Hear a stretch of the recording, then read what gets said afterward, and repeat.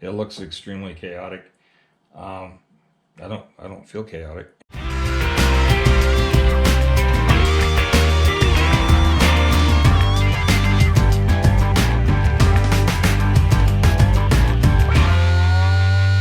All right, so here's the deal. First of all, you can see that I have a lot of different things going on. Dust collector hose here. Yeah, I actually have my monitor right here. You can see that. And lots of different things because I do lots of different stuff and I kind of go from one thing to the next. And so it looks extremely chaotic. I don't feel chaotic. I know some people are really freaks, and this probably makes them nervous. The deal here is, here's the neck. I just fretted it. I'm not sure. Maybe I did get some video. I don't think I did. Anyway, but Patrick over at the Shed of Dreams, I think is Ventures from the Shed of Dreams, asked me about the Wenge fretboard on this. Well, he asked because I mentioned something on one of his videos that I was doing a Wenge, and he said, do we get to see it? Well, there you are getting to see it. It's pretty straightforward. It doesn't have any oil or anything on it, so you're not going to see the contrasts and colors right now. I decided to kind of go with a little different dot motif up the bass side and then down the treble side on the higher register, and the spread out double dot there for the 12th. Standard stuff on the side. I used all of the same fret marker material, just the white plastic stuff there. Then I used the Evo Gold frets. I like that a lot. I bought a big roll of it because I like it so much. This is mahogany and maple and walnut. And I don't know if you'll be able to see the grain there, but these are all basically opposite here. The most obvious ones are the walnut right here. You can see the grain is on an angle. They're going away from each other. So cut that out of a piece of wood, and then I flipped it in order to get the grain going in the opposite direction. So they kind of counteract each other. The maple is pretty straight, quarter sawn, pretty perfectly there. And then the mahogany, because I've got these corners radiused, I can't really see it. It looks kind of flat sawn. Anyway, so I am going to show you this because I do have I watch a lot of other people doing stuff.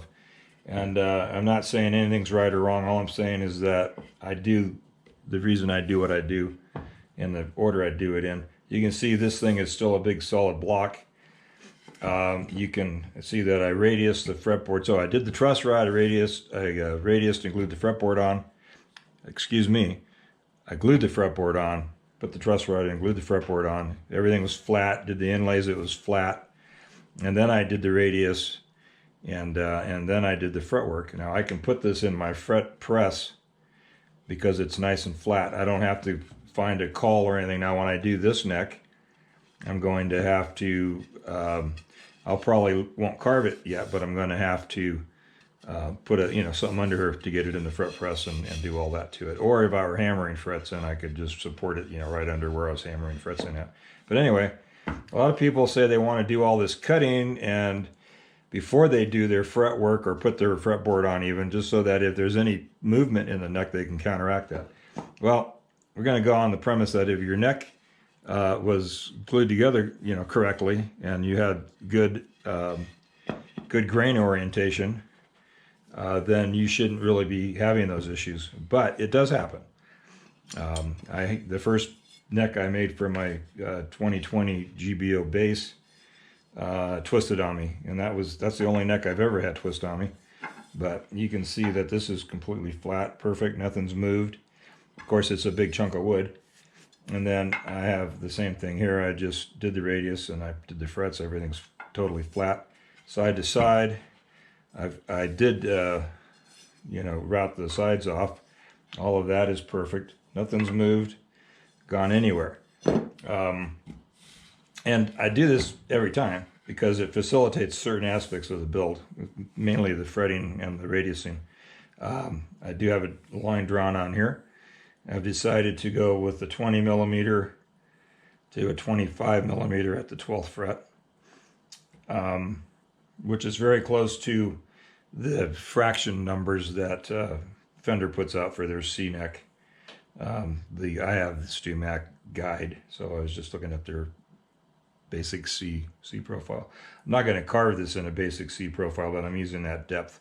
I think I'm going to put a little bit of a V into this thing. I'm going to try. I always start out trying to do a V neck and then I round it out too much. Purposely round it out too much. I get to a point and I think, that's just too much. Anyway, we'll move on.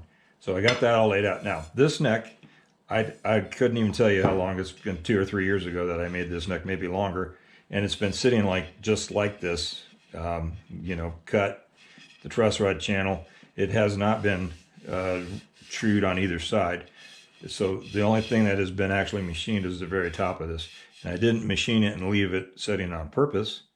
It just happened that way. I also have an LP Junior body that I have roughed out and is waiting. Okay, camera decided to stop.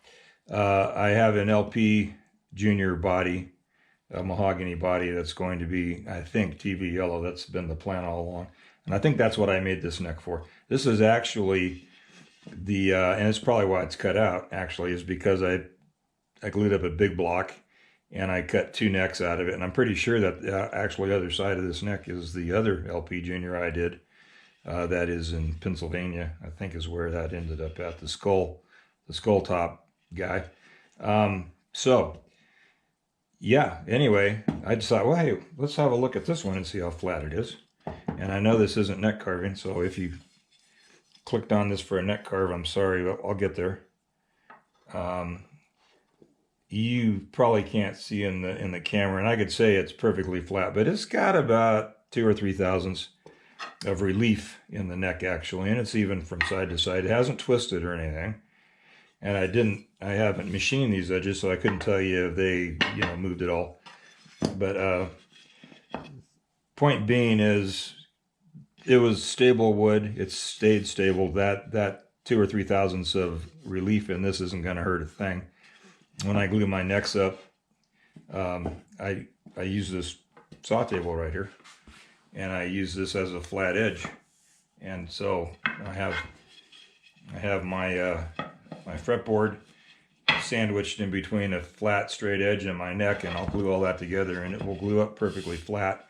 And the fretboard actually creates a truss, and even if it were more than 2 or 3 thousandths, it would pull it and hold it. But I have no concerns about 2 or 3 thousandths being an issue here at all.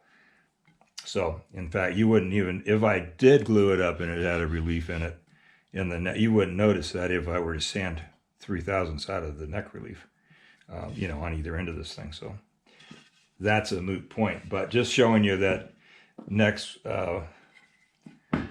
you can go different routes. This is my standard route. Glue up a big block and then get the neck out of that. And I like to do all the other stuff first. I am going to add ears to this for the peg head. And excuse me, I feel like I'm rushing through my trains of thought here, and I'm don't like to do that. But so that's my peg head design for this style of thing. Same one I used on the other LP Junior, actually. And then it's a tip back neck, and so we're using 3 on a side. Anyway, that is, got to add some ears to this, but I'm going to cut the profile out on this first and then probably go ahead and carve it, because there again, order of work.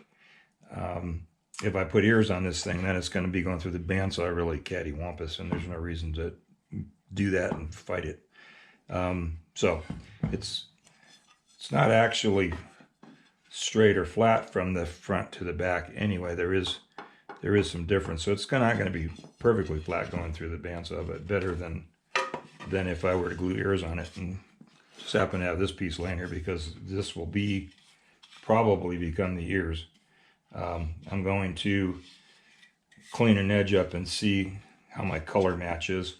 I haven't decided yet if I'm going to put a peghead face on this, veneer on this or not. So that could happen. And then if it did, the only place I'd have to worry about any color not matching would be on the back. And yeah, as you know, sometimes we custom one-off guys put a lot more thought, well, we do, not sometimes, all the time, than the factory guys. You know, Gibson doesn't think twice about it if they've got a little piece sticking out of their peghead that is a good color match on the back side. So, or anybody else for that matter, production-wise. Let's move on with this. I'm just going to go ahead and cut this out in the bandsaw, which means I have to go grab the body, which is in the house, so that I can see where my heel ends, and then I'll set up on the other corner of the bench with my my neck carving jig, and we'll get back to it.